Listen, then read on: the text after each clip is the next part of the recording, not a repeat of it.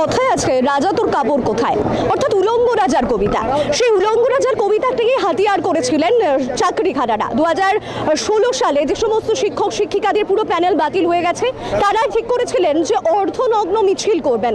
এই যে শিয়ালদা দেখতে পাচ্ছেন, সেই শিয়ালদা থেকেই শুরু হওয়ার কথা ছিল সেই মিছিল, এবং তাদের অভিযান নবান্ন অভিযান, এবং সেই অভিযান কার্যত শুরু হওয়ার আগেই বলতে পারেন শেষ হয়ে গেল। কারণ আমার চিত্র সাংবাদিককে দেখাতে বলবো, এই যে দেখতে পাচ্ছেন শিয়ালদা দক্ষিণ শাখা এবং এই মেট্রো গেট, এর সামনে থেকেই কিন্তু আজকে মিছিল শুরু হওয়ার কথা ছিল, এবং চাকরিহারারা তারা এসে উপস্থিত হন। এবং ইতিমধ্যেই যেটা জানা যাচ্ছে, ইতিমধ্যেই 8 থেকে 10 জন চাকরিহারাদের আটক করেছেন পুলিশি আধিকারিকরা, এবং পুলিশ তাদেরকে আটক করেছেন। এবং দেখতে পাচ্ছেন দাঁড়িয়ে রয়েছে একাধিক পিজা ভ্যান দাঁড়িয়ে রয়েছে, অর্থাৎ পুলিশ আধিকারিকরা তাদের কিন্তু মিছিল কার্যত শুরু হওয়ার আগেই সেই মিছিল বলতে পারেন শেষ হয়ে গেল।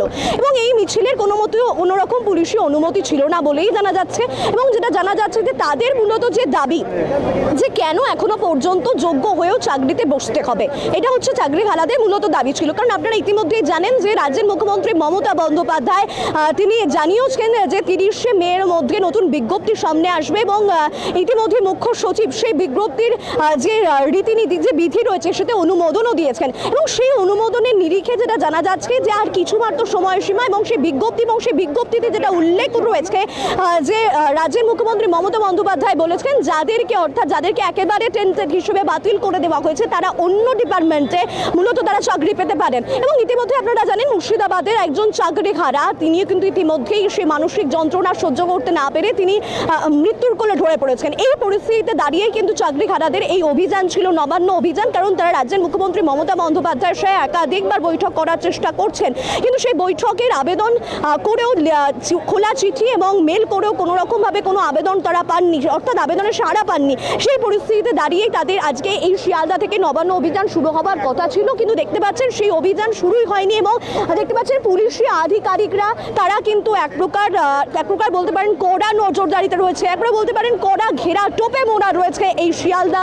এবং শুধুমাত্র সামনের দিকে নয়, পেছন দিকেও দেখাবো যে সারি সারি পুলিশ আধিকারিকরা যত দূর দূরান্তে দেখা যায় শুধু পুলিশ আধিকারিকদের ঘেরা টোপ রয়েছে, যেমন সাথে রয়েছে প্রিজার্ভ ভ্যান রয়েছে, অর্থাৎ কড়া নিরাপত্তা, কড়া পোহরায় কিন্তু এক প্রকার তাদেরকে মিছিল শুরু করতে দিতে চাইছেন না।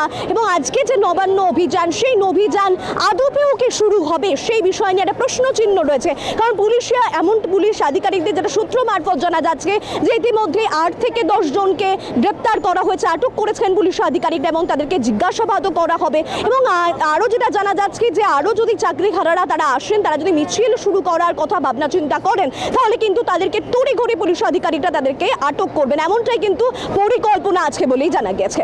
ক্যামেরায় রাজ্যের সঙ্গে মৌমিতার রিপোর্ট, নিউজ 7 কলকাতা। आप देख रहे हैं न्यूज UNI।